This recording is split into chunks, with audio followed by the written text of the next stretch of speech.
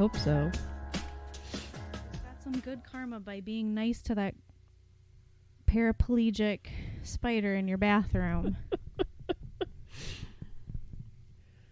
Oh, every time I want to go get him like a toothpick or something and make him a little wooden leg. God bless us, everyone. And Tiny Tim, who did not die, as I said, going into the bathroom. Wow, what a miscommunication. 2 different wavelengths we were on here. Yeah. I'm quoting the Muppets Christmas Carol, and Beth said, "The singer? He's still alive?" I thought it was weird that he was still alive. He's that insidious demon. Of course he's still alive. Woo, buddy. Wow, did you see that new Insidious movie, Red Door? No, I need to see Here's it. the thing. Patrick Wilson, America's horror dad, America's horror husband. Love him. Baby Paul Newman. This is like his directorial debut, is this Red Door. Oh. And he was like, I'm going to make a new installment in Insidious, and it's going to be like terrifying. And then, accidentally made a really heartwarming story about intergenerational trauma that you're all going to be emotionally wrecked by watching. Oh, okay. I was like, Patrick Wilson, how dare you? I watched that and Barbie on the same day, and I was like, wow, 2 movies that made me cry that I would not have expected that from. Yep. No, I have to see that, and I also I have it checked out. I just haven't watched it yet. The Dracula movie about them on the ship. I cannot remember what it's called right now. Oh, it's like The Last Voyage of something. Yes. Got it. The Demeter. Yeah, it's streaming on something. I haven't watched that one yet. I thought you were going to say Renfield. No, I need to watch that too. It's got my boy in it. It's wild. It's everything you expect it's going to be. Also, please put Nicholas Hoult in everything. I am excited. I just don't have free time. Yeah, that's not one you can watch with a tater tot. No. So, anyways, welcome back to the Lake Erie Library. I am Beth. And I'm Britta. And today we are taking a trip to Willoughby, Ohio. And we got a couple stories to share for you. They're on the spooky variety and also sad. Mine is sad. I don't know. Mine's also sad. So, sorry, male coworker again. Very sad stories to tell you, but they're haunted sad stories. So, Willoughby's like super haunted. I had no idea. I didn't know either, but also it's nearby, like Squire's Castle's near there, and that's considered a haunted location, but it's like kind of heartwarmingly haunted. Just the guy that built Squire's Castle supposedly haunts it, which, I mean, if I built a whole castle and then like somebody was like, and by somebody I mean my significant other was like, I don't want to live here anymore, it's a castle, and then I died, I would probably haunt it too, because it'd be like, I worked so hard on my castle. Listen, if I have a castle in any way, whether I built it, inherited it, or took it by force, that is my castle in forever, in perpetuity. That's Britta's castle. I don't care if you're living in it. It's my castle. And I'm going to treat it the same way whether I'm living or dead. I'm going to roam the hallways moaning with like a lantern or a candelabra in one of those long, flowy, feathery robes that look like my rich husband just died mysteriously. This is leading up to either be a Kate Bush music video or just very gothic of you. What was the there was like an old, not a Kate Bush one. What's the one? It's like a Meatloaf one where he's like a monster in the castle. I would do anything Is for that love. one? Yeah. Yeah. It's like something like that, maybe. I don't know. Sorry, I got real excited there, dear listeners. That was the song that my tater tot would get soothed to the first 6 months, year of his life. Yeah. So. I just want to live. It's like that meme that's like, maidens fleeing my castle in the middle of the night. Please leave your candle holder on the step by the front door. We're running low on them. I'm beginning to think these maidens are only coming to my house to steal my soft robes and furs and candlesticks. It's like the maidens don't even care about me. They're just coming here for things. But, like, that's me. I want the things. That's fair. Yeah. So Willoughby has, like, an interesting history to it. And we picked this one because tis the season. When this is debuting, it's perfect time of year to think about this or take a... I just realized that mine inadvertently also ties into this season, but I didn't put it together until right now. So the story I will be discussing with you today is it's a bit of a mystery, but also a ghost story, kind of. Not a super ghost story, but it's a bit of a mystery, and it's called The Girl in Blue. So The Girl in Blue, this is about a grave of a young woman. She actually didn't live in Willoughby. She was just visiting. That's just why they did not know the name of her identity. She died in Willoughby on December 24th, 1933, and she had a marker called The Girl in Blue to denote her passing and her final resting place. And so for 60 years, we did not know the identity of the girl in blue, and people would pay their respects to her at the graveyard or cemetery. I don't know why I said graveyard. We're not.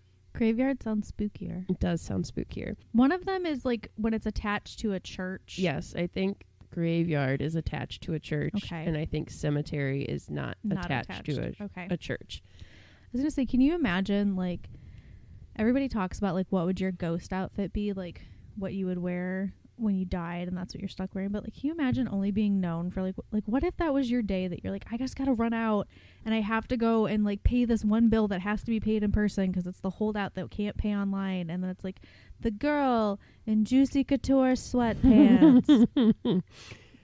Forever. Or today, as I'm repping my Spooky Lake Month hat and shirt. The Spooky Lake Month corpse.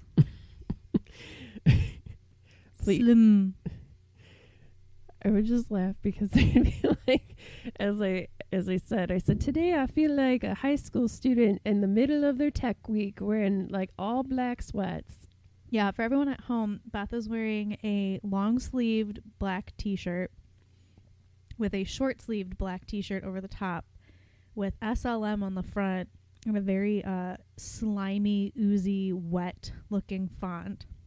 On the back, it has a quote from the Spooky Lake Month content that she has told you about before. If you don't remember this, shame on you. And then her hat is a black beanie, or I guess toque if you're Canadian. I don't know if there's any of you out there, with the same SLM on the front of it. And she's wearing gray sweats. So she literally looks like she's about to go move the like staircase so Belle and Beast can dance in a high school production of Beauty and the Beast. That's right. We're both former drama club kids, so we are well acquainted with Tech Week wear. Thought I got away from it as an adult, but I didn't. Take the spike tape off the stage, but you can never take the spike tape off your heart, Beth. That's right. So anyways, going back to the girl in blue. So picture this. You have Willoughby, Ohio. Picture this.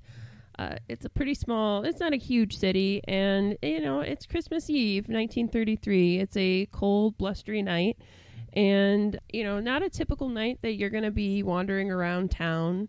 Most people are at home with their families, but there is one person who is not, and they are wandering the streets, and it's a young woman who is wearing bright blue. She has a blue dress, a coat, a hat, a scarf, and a purse that are all very bright blue, walking around town. And then she goes to the train tracks, and she is hit by the New York Central passenger train. Upon, you know, getting hit, they inspect her, and they realize she died like instantaneously, so it was a very quick death. Thank goodness. She also had no markings on her, they said, for for being someone who was struck by the train. She had no visible injuries. That's kind of wild. That is pretty wild. It reminds me a lot of different seasons where he doesn't look very dead. Yeah, the only thing is, like, were her shoes still on? Her shoes were still on. Because that kid got knocked out of his shoes. But upon trying to identify her, because she obviously was not somebody that, like, was from Willoughby, she had 90 cents in her purse and a ticket to Corey, Pennsylvania. So this woman had no identifiers at all. And they decided to honor her, and she was described as being very beautiful. She had high cheekbones and reddish blonde hair. It was tied in a flowered silk scarf around her neck, which matched her blue woolen dress and blue shoes. So she was very stylish, 1933. Like, everything matched to a T. As I said, she was just visiting. The only thing they did know about her was that prior to wandering on Christmas Eve, she was taken to a boarding house. So she was staying at a boarding house. They did get some kind of, like, investigation going. So on the morning of Christmas Eve, she met the landlady of the boarding house and asked her for directions to the nearest church. Apparently they didn't ask her for, like, money or anything like that. They just noticed her wandering and was like, do you need a place to stay? Let her stay there. Didn't ask for, like, what's your name, dearie? Nothing like that, which is a little odd to me, but it was the different time. Yeah, I guess nowadays, if we just saw, like, a rando wandering, we'd be like, oh my God, something insidious. Why are you here? Are you here to case people? Are you going to rob us? Right. What's going on? But back then, they're like, what is this girl doing by herself right. on Christmas Eve?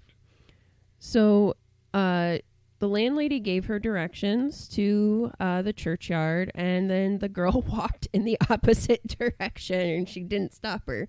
So she... Excuse me, which way is the Aldi's? Fuck Aldi's. Like, okay.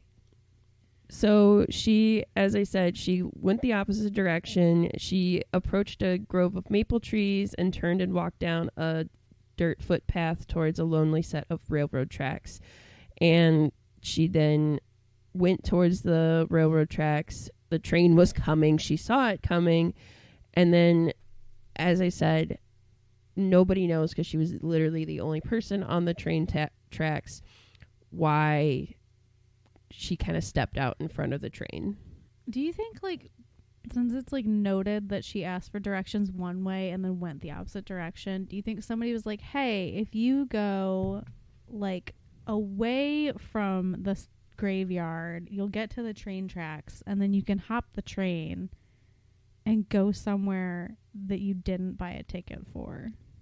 I don't know. That's a good question. It's probably something people have asked themselves. Like, was it an accident? Was it purposeful? They don't know. What year was this again? 1933. Okay. Now, they did say that so they did go back and search her room. Her room had nothing in it. Again, all she had in her purse was 90 cents and a railroad ticket to Corey, Pennsylvania. So her body was then taken to former Jim McMahon Funeral Home, where residents and constables worked around the clock trying to identify her. Despite her collision with the train, she had no visible trauma injuries, and nobody kind of came after her. Her body was laid out for 2 weeks. She had 3,000 residents visit and pay respects to her. Aww. And see if they could identify her. Despite that many visitors, she only had 25 people actually show up to her funeral. That's so sad. It's really sad. The Willoughby residents raised $60 for a headstone. I'm like, oh, I know back then that was a lot of money, but now I'm like, wow, $60 for a headstone? What a bargain. Yeah. And she was laid to rest at Willoughby Cemetery in a plot donated by a resident.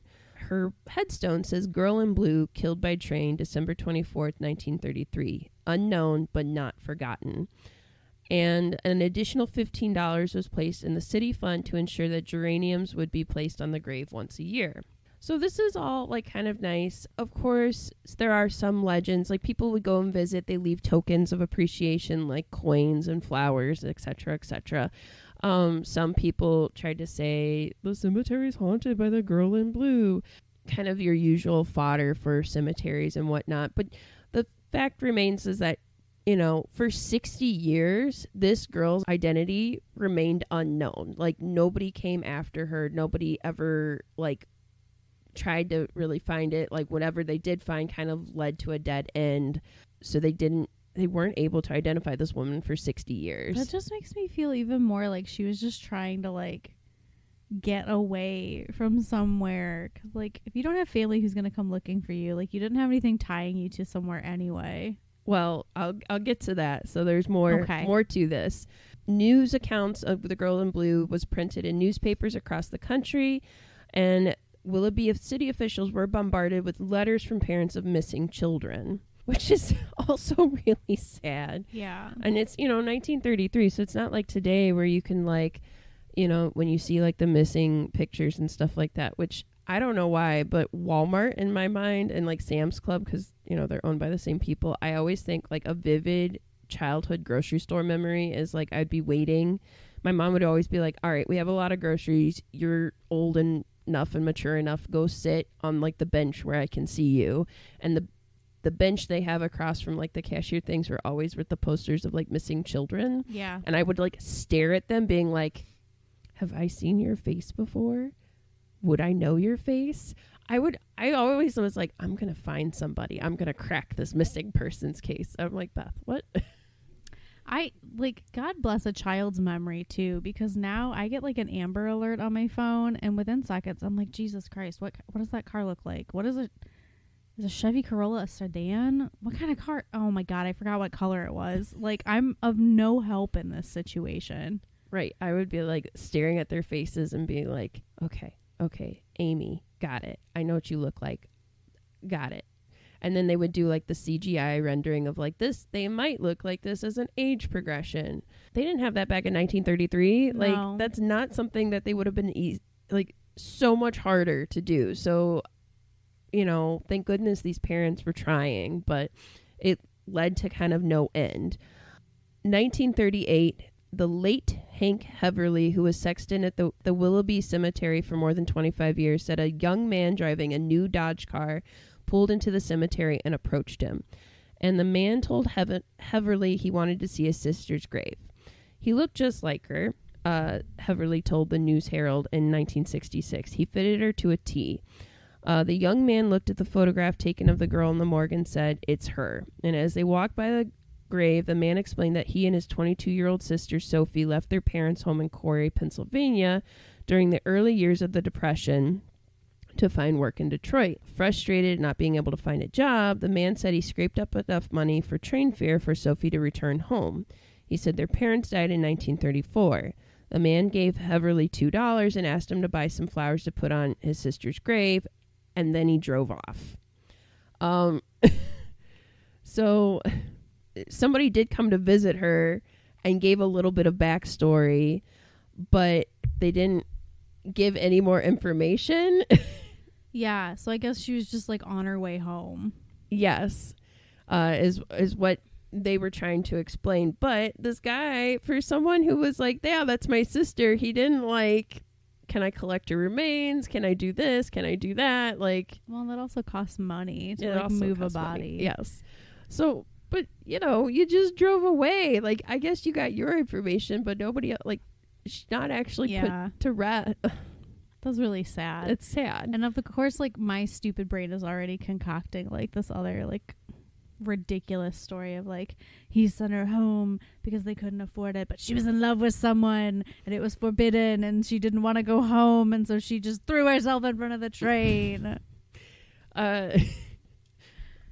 Unfortunately, like there is stuff to this story that we're not going to ever find out. Like why she died is kind of an enduring mystery. But so most historians agreed that this girl was named Sophie. They did get kind of a first name in passing, but they're like, we don't know if that's her official name or not, and they didn't know if that was her last name, and they debated about it for 60 years.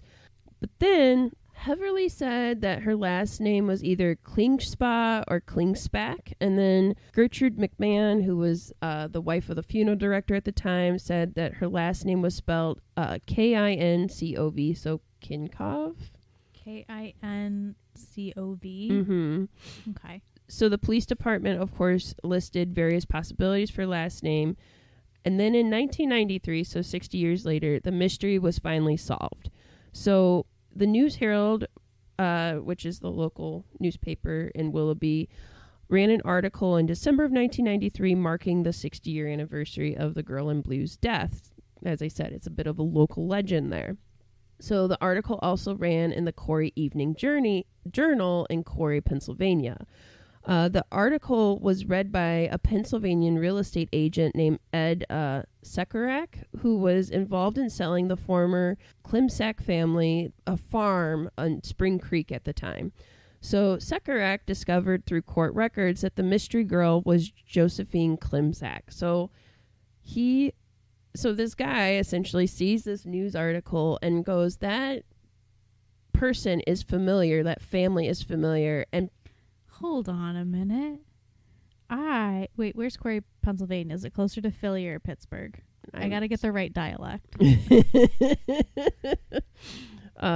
Corey, Pennsylvania. Let's see. It is in northwestern Pennsylvania. So it's closer to Pittsburgh. Yeah. Wait a minute. I saw yins on the missing child posters at the Walmart. So, this real estate agent, though, essentially cracks that out of all people, like, it's not police, it's not historians, it's not local grave caretaker, it is a real estate agent. So he discovered through local court records that the mystery girl was named Josephine Klimsak. So upon hearing that Sekarak could confirm the identity of the girl in blue, Willoughby lawyer William Garglio came forward and asked that Lake County Probate Court Judge Fred V. Sulk officially recognize the true identity of the girl. Then in 1993, her identity was essentially made official, and they bought her an additional tombstone to put her like official identity on there. Actually, a local business actually offered to purchase the tomb, so nobody had to like buy it or anything like that. But then no money was ever collected, so no additional tombstone was put on her grave. You're like, oh, okay. So then in 2002, Christmas Eve of 2002, so you're looking at almost 10 years later, after the news article ran, he learned that the courts in Pennsylvania had already identified her, and they never said anything to Ohio. I'm not trying to say anything about Pittsburgh, but insert the like Larry David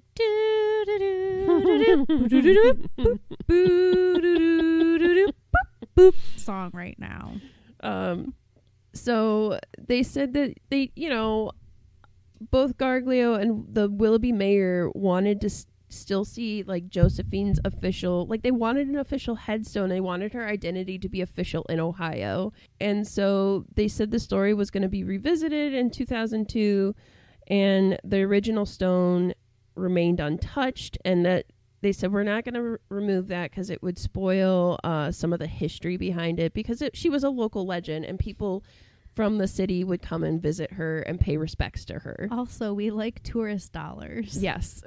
They eventually, this is so silly, they eventually decided to, thought about donating a tombstone, but they went back and forth, and then they're like, will they, won't they? And then finally, what made this happen was in September of 2002, a local photographer from Willoughby, Robert E. Rigsby, did a photo display of the girl in blue in like an art gallery, and they had a model pose by her grave at the railroad tracks where she was killed, and at the steps of a home on 3rd Street near the home that was once a boarding house where Josephine stayed.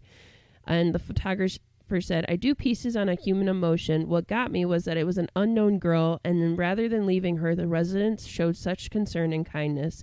People seemed to want a face to associate with the girl in blue. So he became familiar with the story because he grew up in downtown Willoughby across the street from the cemetery.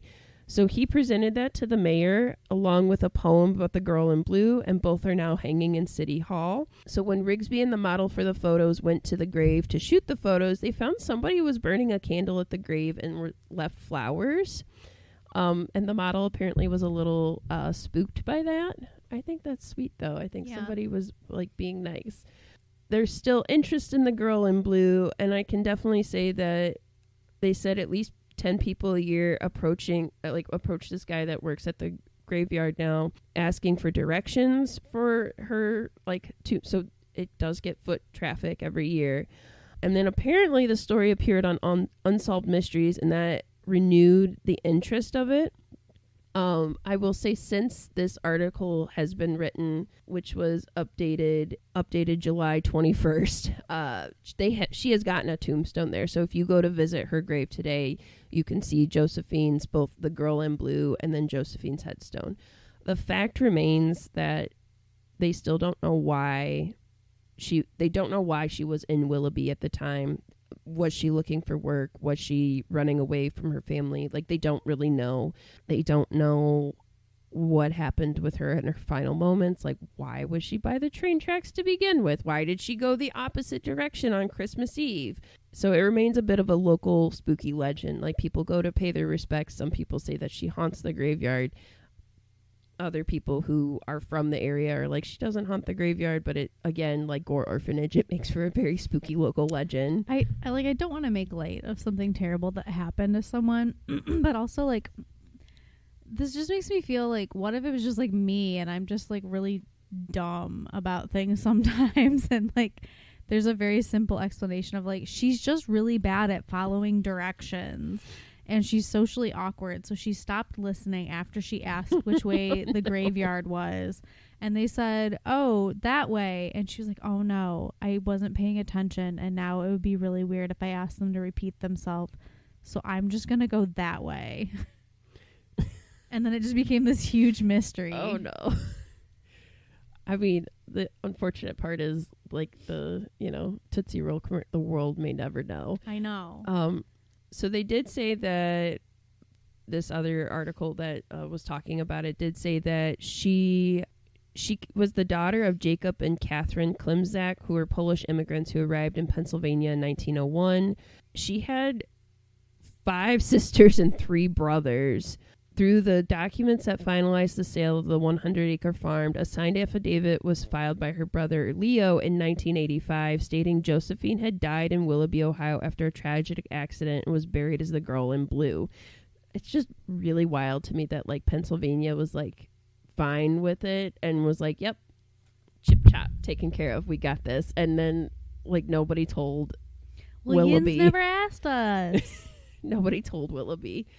And, once that was found out, as I said, like, you can visit today, and she did finally get another tombstone that verifies her identity. And she does have regularly fresh flowers placed on her grave. So the $15 fund that the city provided still provides fresh geranium, which is so nice. You can't even get like 2 fresh flowers for $15 these days. So yes, that's my sad story in Willoughby. So if that is something people are interested in, you can visit that today. It's free to visit the Girl in Blue's gravestone, both her gravestone and Josephine's grave, the one in the same. I did not verify the thing on Unsolved Mysteries, but if you want to look into it more, you can. But there's just, as I said, there are some things we don't know. We don't know why she was there. We don't have really much more from her family. We don't know why she left her family. Like, there's a lot of things that are still a mystery with this legend. What if she just was like exasperated with her life and she got off a train in Willoughby and she was like, wow, this downtown area is beautiful. This is a picturesque city. I just want to stay here. I don't want to go anywhere else. And so she decided to stay there forever. How old was she? You know what? I don't know if it does not say how. The 22, I think, is the one thing I read, is like approximately 22.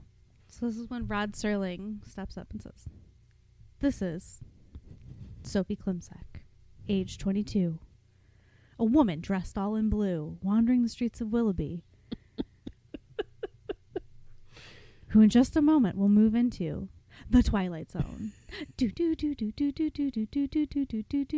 reason I'm bringing this up is because there is a Twilight Zone episode called A Stop at Willoughby. Oh. That is about Gart Williams, age 38, a man protected by a suit of armor, all held together by one bolt. Just a moment ago, someone removed the bolt, and Mr. Williams' protection fell away from him and left him a naked target. He's been cannonaded this afternoon by all the enemies of his life. His insecurity has shelled him. His sensitivity has straddled him with humiliation. His deep-rooted disquiet about his own worth has zeroed in on him, landed on target, and blown him apart. Mr. Gart Williams, ad agency exec, who in just a moment will move into the Twilight Zone in a desperate search for survival. So it is episode 30 of the first season of the Twilight Zone, and Rod Serling said this is his favorite episode of that season. That's so funny. And it revolves around a man who essentially, as I said, gets on a train in New York City, falls asleep on the train, and it's like in the 20th century. He wakes up to find the train stopped at a 19th century like railway station in a town called Willoughby, and he learns that it's July 1888, and he like falls in love with this town, and he has like dreams about how much he hates his regular life, and he goes back on the train and he returns to like New York City, and then the next week he falls asleep on the train and wakes up in Willoughby again. And, like, the same thing happens. Like, every time he's like, the next time I go, like, I'm just going to get off at Willoughby and I'm going to stay there. Life is so much better there. And then he has, like, a breakdown. And he calls his wife, who's just like, don't talk to me. I'm busy. And so he falls asleep on the train again, finds himself in Willoughby. And this time he just leaves his briefcase on the train, gets off, and everyone greets him by name. And he, like, stays there. Maybe I can't say, but I don't know. I only hope that, people continue to pay their respects, because I think that's really nice. That is really nice. You know what's not nice? Naughty children at Christmas. And what do naughty children get at Christmas, Beth? Well, usually coal. Willoughby coal. Because that's what my story is about. Look at these segues today, folks. Yeah, we're on top of it. I'm at the bottom of half a bottle of wine. That's what's happening right now.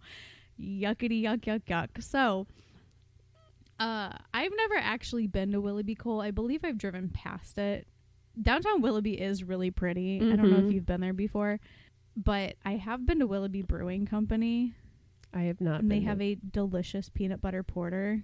Okay. So Beth is not really a beer drinker. No. So this information is lost on her. But if you like a stout or a porter, go check it out.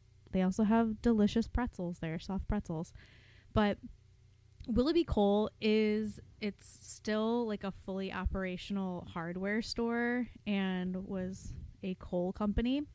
Unlike most haunted places, they don't really use their haunting as a means of like drawing people there. Like they're just a hardware store. That's really good, because I can't tell you how many places recently that I've looked up where they're like, especially like Mansfield, who's like, hey, we know we're haunted, we're gonna bank on that. Yeah.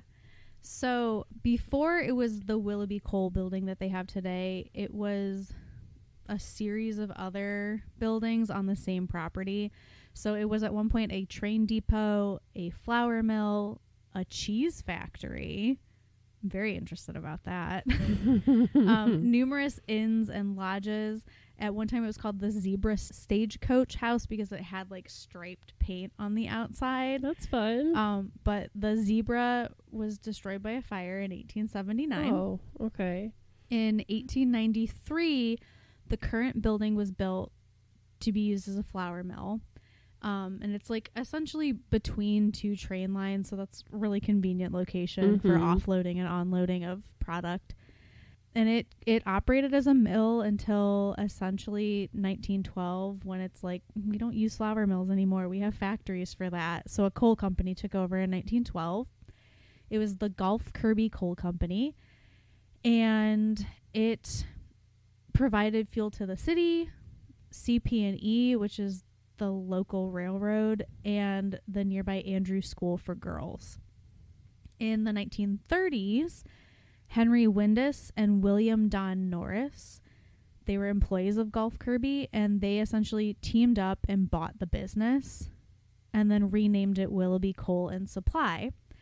And it kept that name for a really long time until somewhat recently, when it changed the name to Willoughby Coal and Garden Center, which is the current name. Now I'm just thinking of like Petiti's Yes. Garden Center. Yes. Don't sue me, Mr. Petiti.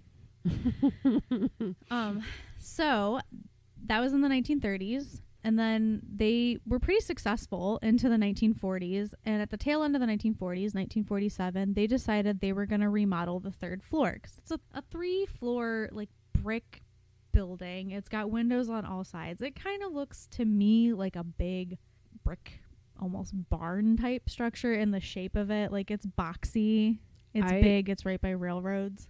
Was picturing that.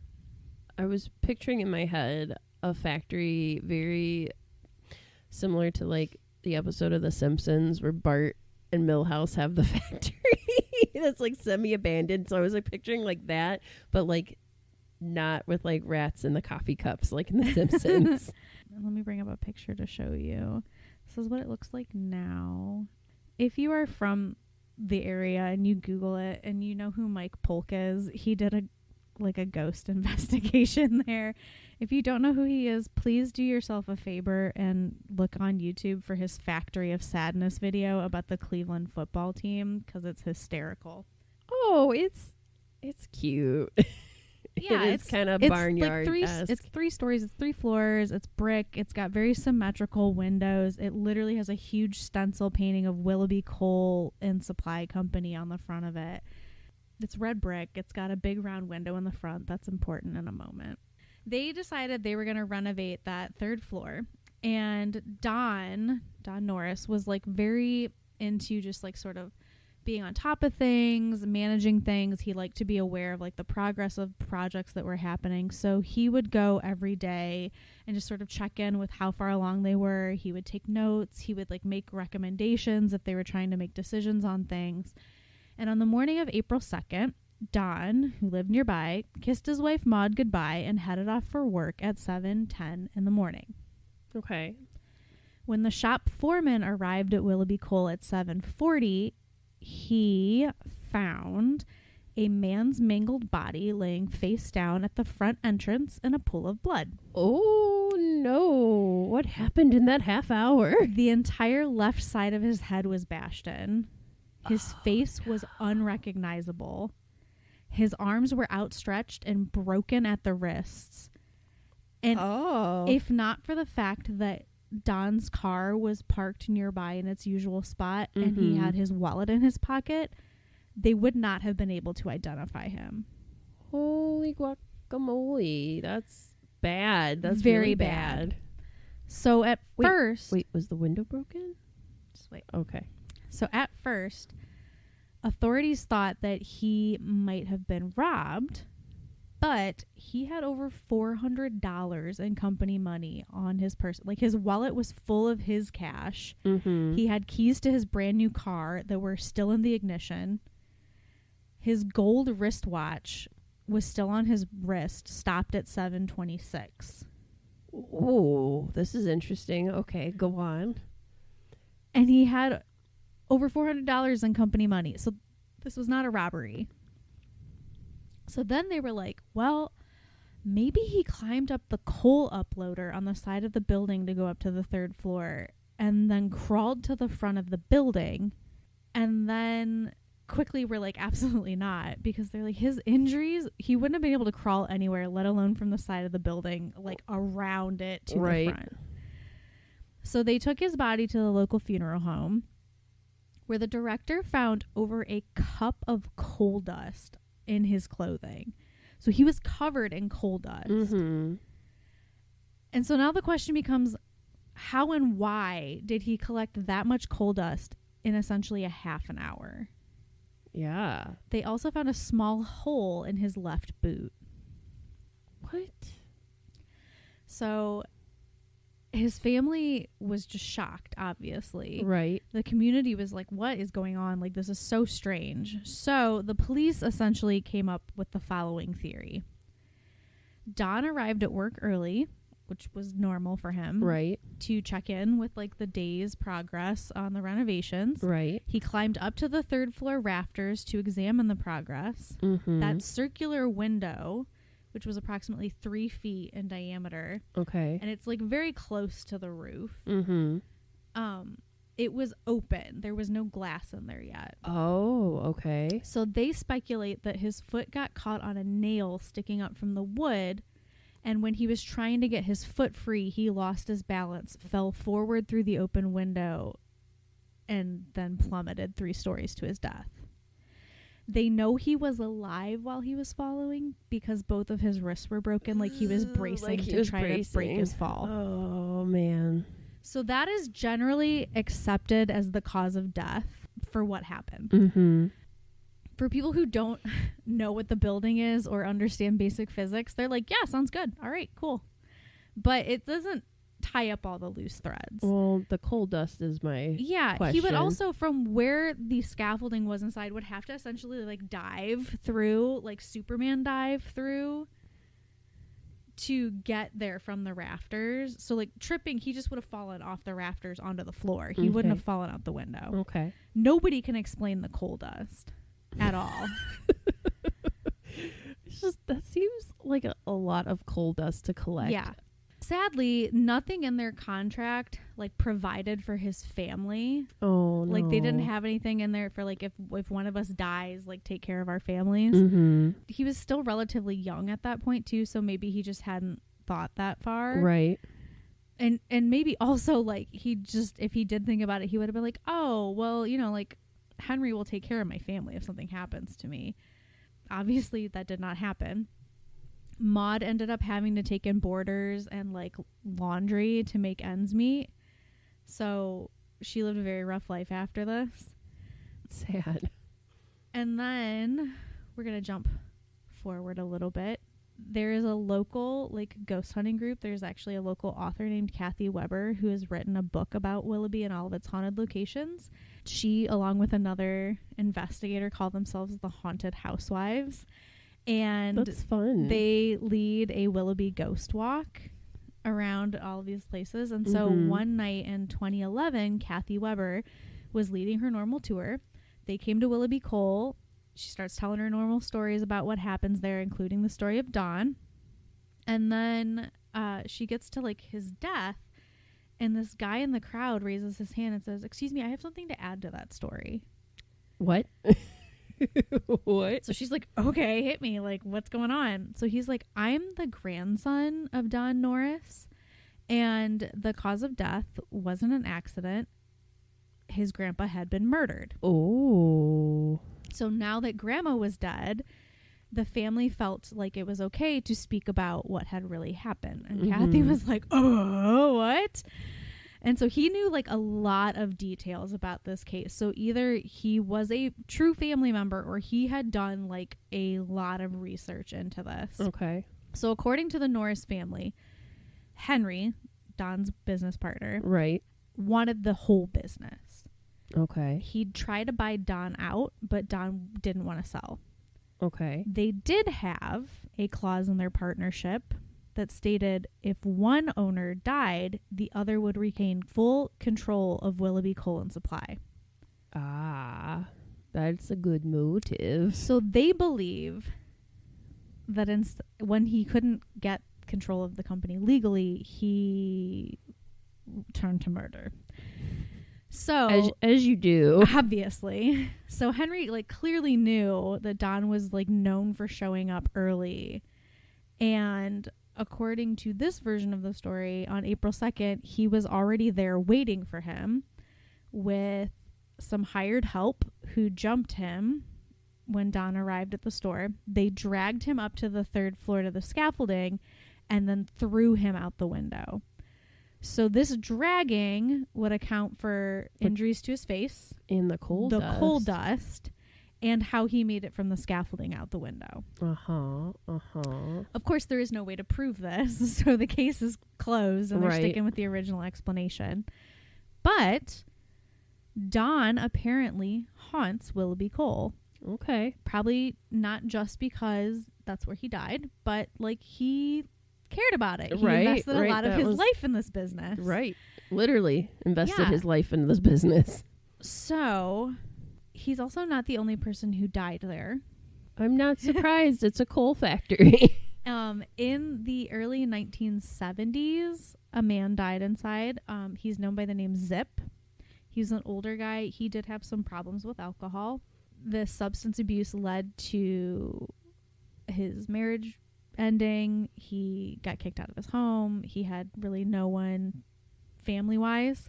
So the owners of Willoughby Coal were like, all right, like you can stay here at night. That way you have a place to stay. You'll be our like night security guard, essentially. Oh. He was kind of known for being sort of odd. He would mumble to himself a lot, and he was very protective of the few belongings that he actually had. Mm-hmm. He lived inside the building for a long time. He lived in like the back of the 1st floor. Okay. But one night while he was prepping a load of coal for delivery, he had a massive heart attack and he died. Oh, no. And the rumor is that he had hidden something in the walls. And a lot of people think that it is gold hidden in the walls because he bought a car with 2 sacks of gold once. That's it. No money, like no credit. Wait, what do you mean 2 sacks of gold? He had 2 sacks of gold and he bought a car with it. So this is like not out of the realm of possibility for Zip to have hidden gold in the walls of Willoughby Coal. Gold's like really light. How did I have questions. Yeah, I don't know. So some people think that he hid gold in the walls. Some people think that it's a collection of antique guns. Some think that it's just regular money. But this has like sort of become a local legend. Mm-hmm. What they do kind of agree on is that if he hid something, that's probably why he's still there guarding it. They have seen him on the 1st, 2nd, and 3rd floors over the last like 40 years.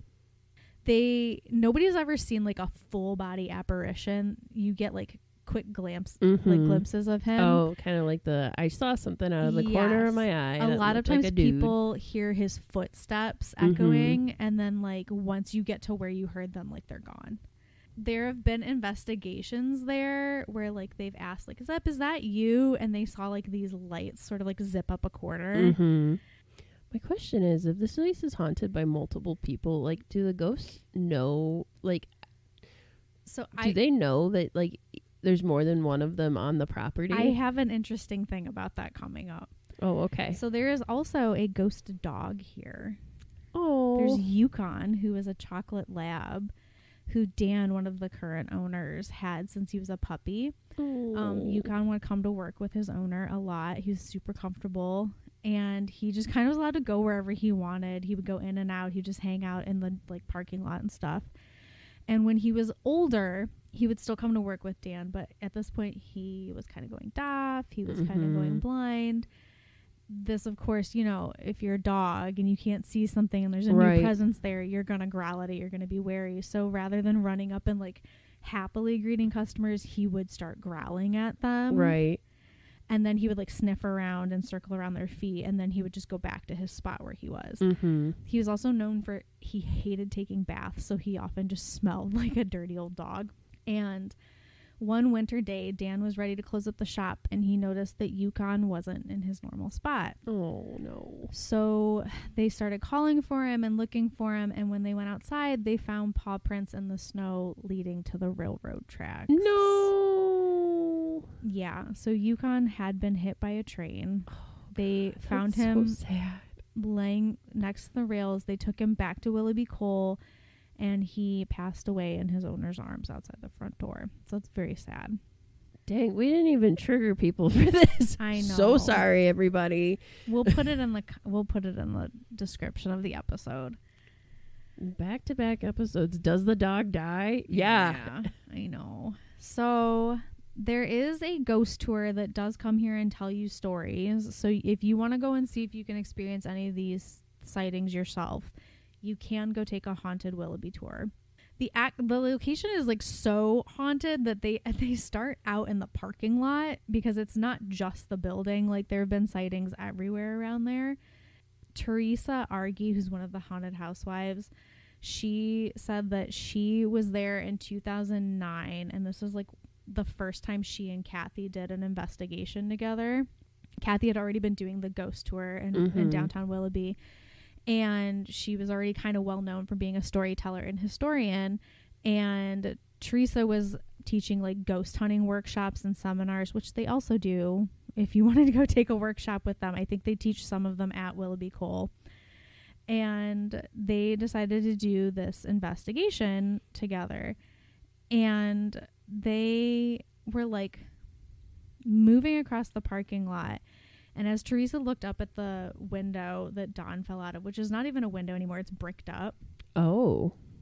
She looked up at that bricked up window and like felt very drawn to it. And Kathy was like, "What's going on?" She's like, "I don't know. I just like have this awful feeling all of a sudden." And so Kathy's like, "Okay, like, what do you want to do?" And she's like, "I'll just like, give me a minute. Let me hang out." And so Kathy went into the building, and she went up to the main door she carries like a candlelit lantern, which as a former ghost tour guide, I also used to do that. And I got in trouble because I never cleaned my lantern, and we had real candles on it, and it was full of wax, and it got really heavy, and it started to fall apart. And my boss didn't like that I did that. So every time Teresa would try to go up and like listen to Kathy's story, she would get like nauseated. And the group started to like go on again, and she tried to follow them, and she started shaking. She got really weak. She thought she was going to pass out. And she's like, "I can't go in there." So Kathy finishes up her story. She comes back, and she's like, "Can you like just hang on a second? Like, take a breath, calm down. Like, let's go across the street." And the further that Teresa got away from Willoughby Coal, the better she felt. So she thinks that was like her picking up on the paranormal energy. She's been inside many times since, but that was the first time she was there. Right. So she was super sensitive to it.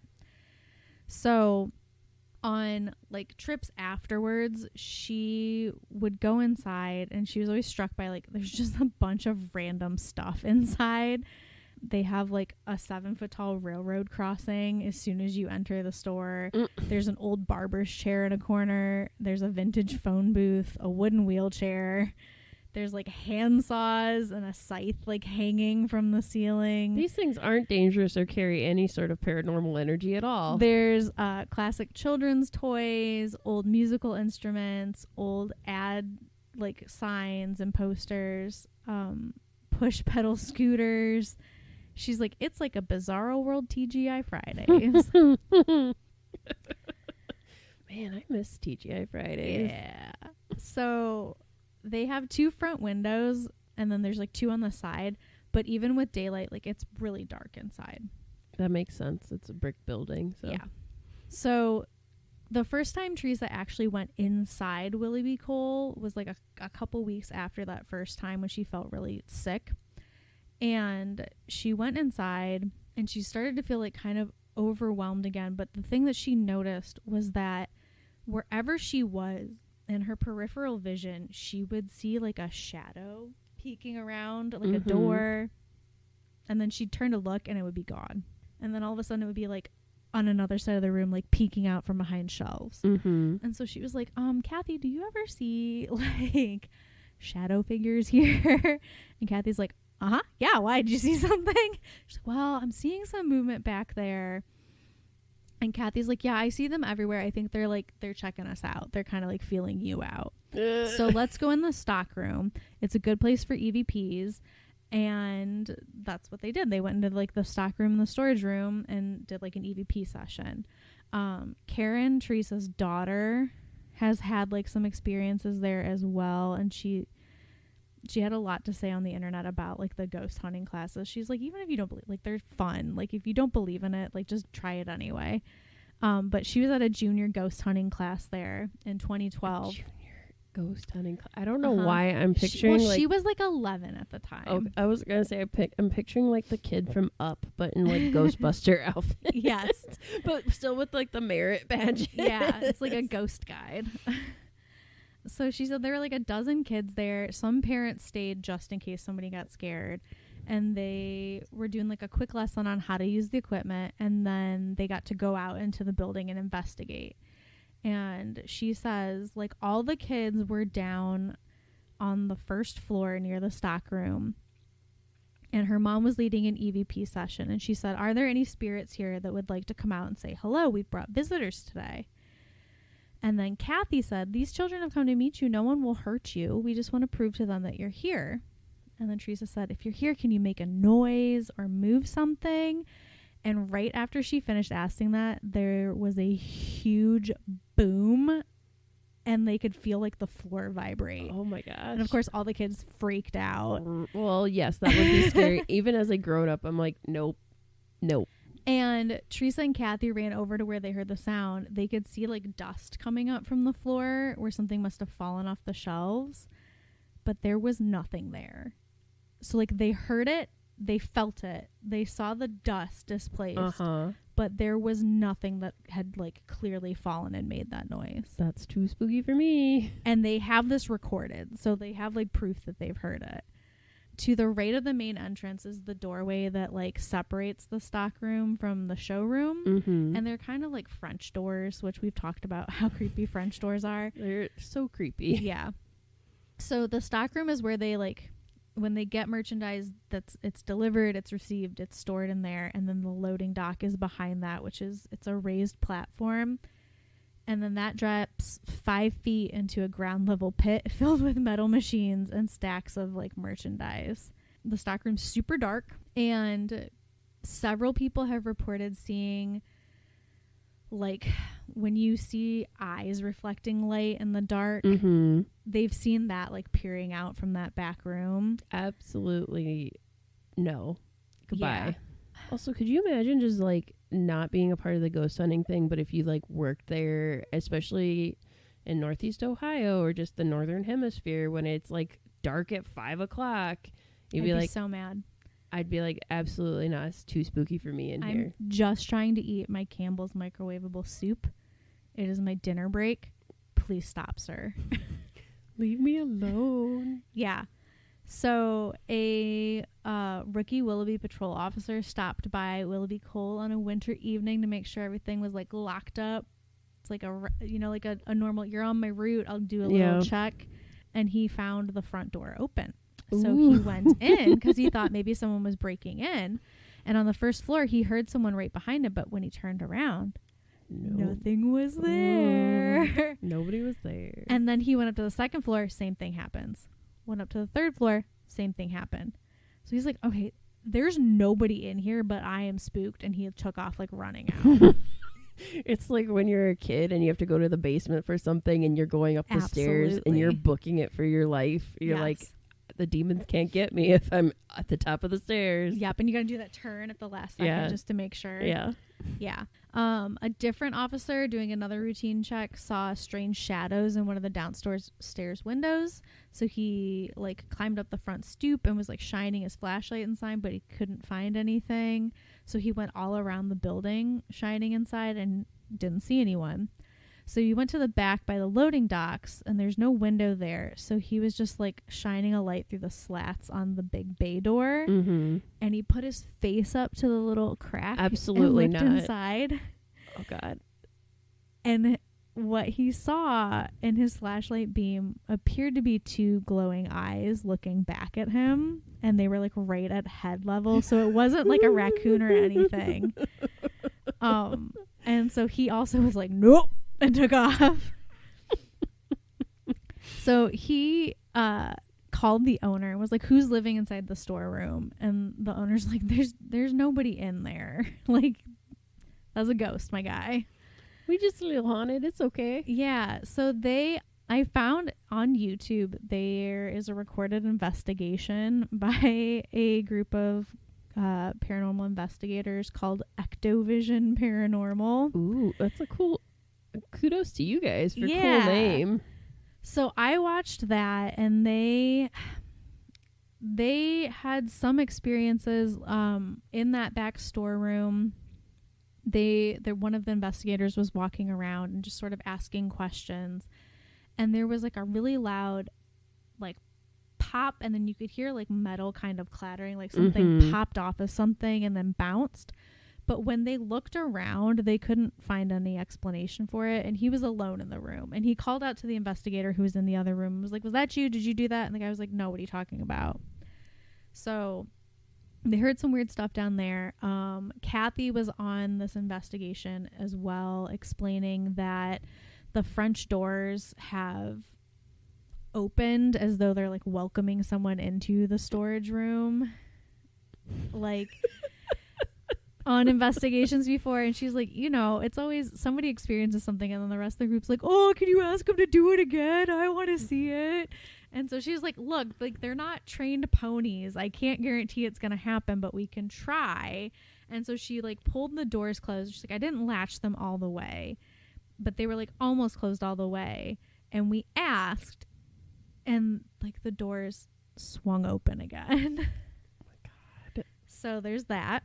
There was like another time when Kathy was inside and she was doing an investigation she had like the owners. She's like, I had to coax them into doing this. And she went in and she was doing an investigation, and somebody saw something like really large and brown rushing towards her. Oh, okay. And she thought she was going to be attacked. And she was like, okay, we'll just like, we don't want to like put that in anybody else's mind because their imaginations will start running wild. Right, and we don't want it to like, sometimes you just kind of convince yourself that you saw things.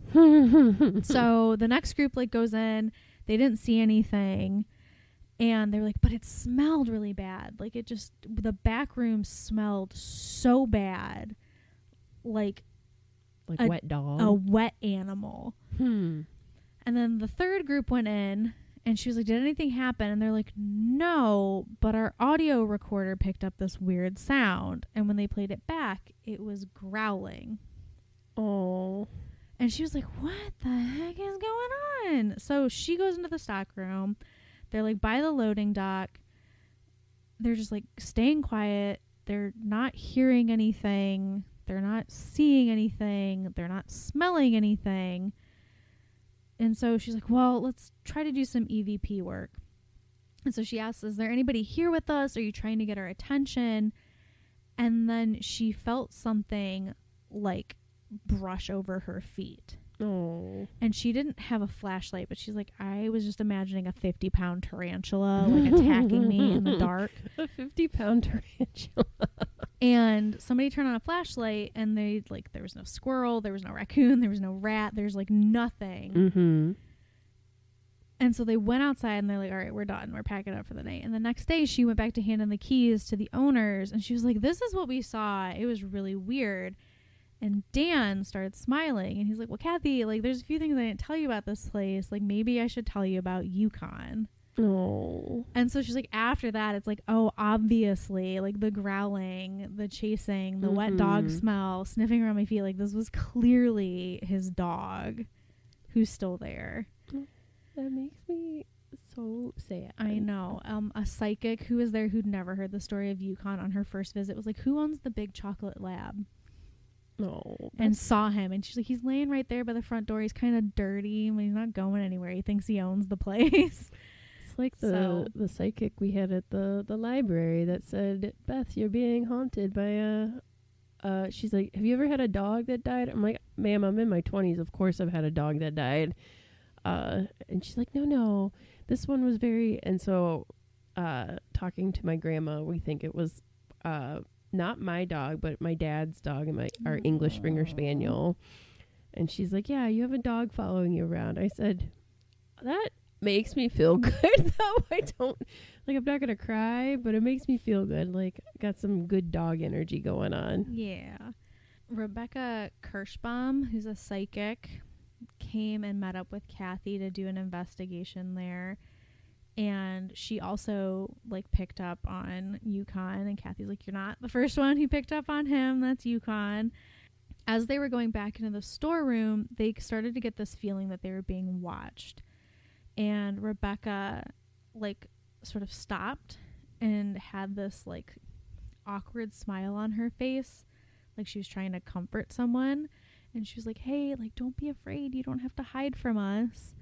And so Kathy's like, okay, what's going on? She's like, there's an older man and a young boy in the corner. They're really thin. They're wearing tattered clothes. They don't have shoes. And they're African American. And so she asked, was this part of the Underground Railroad? Oh. And Kathy's like, I don't know of that, but that doesn't mean it wasn't. They just, like they didn't really keep records of that kind of thing, but it's right by the railroad. It's right by water. Like this would be the perfect place for a safe house. Right. And so Rebecca tried to talk to the two spirits, and she's like, they're really scared of us. They saw our lanterns. They think like we're here to take them away, and they're really scared of the dog. Oh no. And Kathy's like, Yukon, like they can see Yukon. He's from like a totally different like a totally different time period. So like when you said like are ghosts aware of each other, like at least these ones could see the dog ghost. Yeah. And they kept trying to reassure them that like they weren't there to hurt them or anything. And when they did an EVP session, all they heard was, we're still scared. Oh no. I know. So Rebecca tried to like assure them that they were okay, but they didn't really feel like there was any resolution for them. Mm-hmm. And so Kathy feels like really like that's like a really like heartbreaking story for her, that like there's just these two people stuck there forever, like just forever scared. Right. During that investigation on YouTube, they were like upstairs and they were doing one of the K2 meters, which is where there's like a series of lights that can be lit up. Mm-hmm. Like going across, and they think that they were making contact with like 3 different men in there. They also had a medium with them, and so they think that it was probably Henry, who also went by Hank, Don, and Zip. Mm-hmm. And if the guys asked them questions, they like didn't really respond. But if the girl investigator or the medium, who was a woman, would ask them questions, they would respond like immediately. And they're like, oh, they just like the girls. Like they don't want to talk to the guys. They like the attention. But also one of the guys kept being like, can you do that again? Can you light it up again? Oh my God, look, it lit up again. Okay, if it's you, can you light it up twice? And the medium's like, all right, I'm uncomfortable. Like this is really degrading to like the entity, like to the presence that's here. Also they're not show ponies again. They're spirits that are just chilling. Yeah, which then made me think of like the spectrum of ghost hunting shows, because you have like ghost hunters where like nothing's ever haunted, like they debunk everything. Mm-hmm. And then you have ghost adventures where everything's haunted and Zach Bagans gets possessed just thinking about it.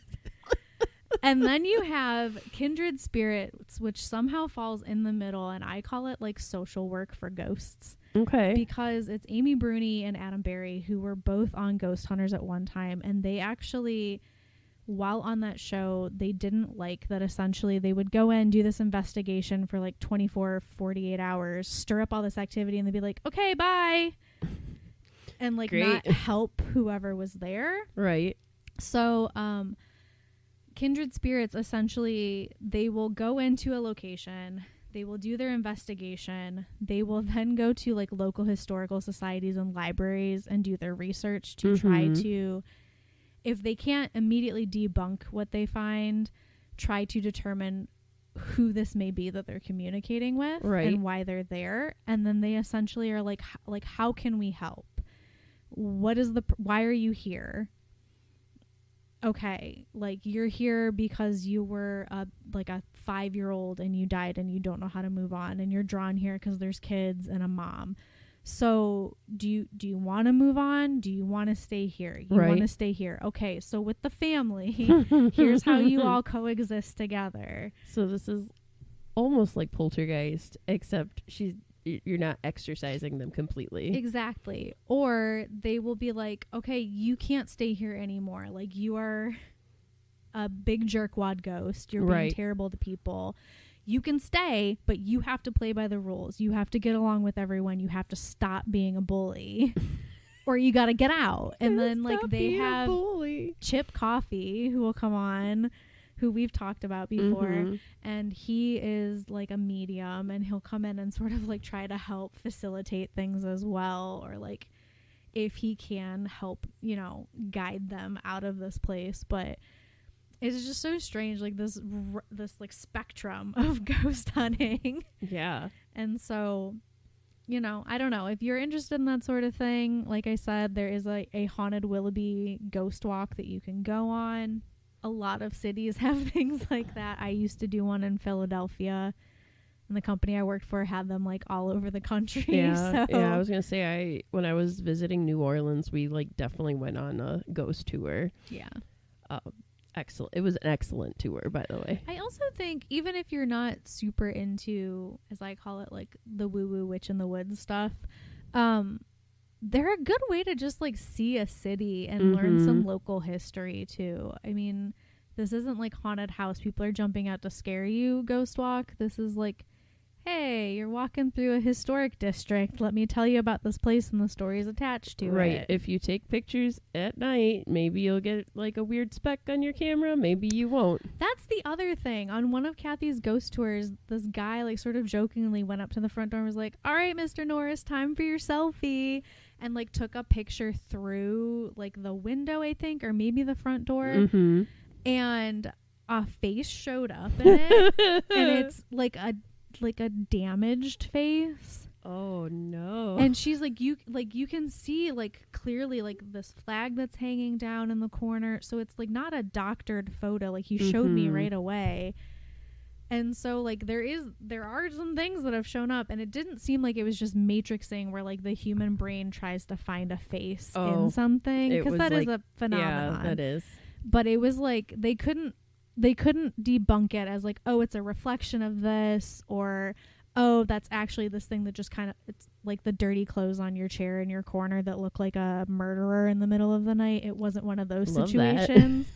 So yeah, so they have had things show up on recordings. They've had things show up in photos. People have seen and experienced things firsthand. So you could, like, go do that and then go get a nice peanut butter stout afterwards. It would be well deserved. And I a feel soft like pretzel. Yeah. So yeah, that's our little dive into the city of Willoughby. So if you're interested, go visit. If you're like, that was a nice and sad way to kick off the holiday season, Beth, thanks. That's what we're here for. Lake Erie Library at our finest. Then I direct you to Willoughby Coal to get some coal for your stocking. You Grinch. So, yeah, I think that wraps up today. As always, we are the Lake Erie Library. You can find us where podcasts are available. We are now on both Facebook and Instagram, and we are working on getting some other social media as well. Bet you can't wait to see us do those TikTok trends. Oh, God. I'm not excited.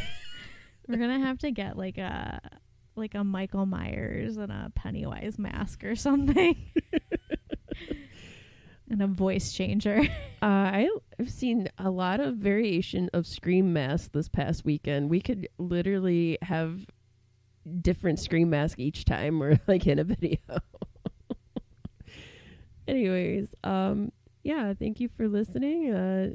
'Tis the season. I hope you guys are having an okay beginning of this and it's not too crazy, not too intense yet. Hope your holiday shopping is going okay. And if it's awful, just know you're not alone, because I hate this time of year too. Yes. Thank you again, and as always, stay spooky, friends.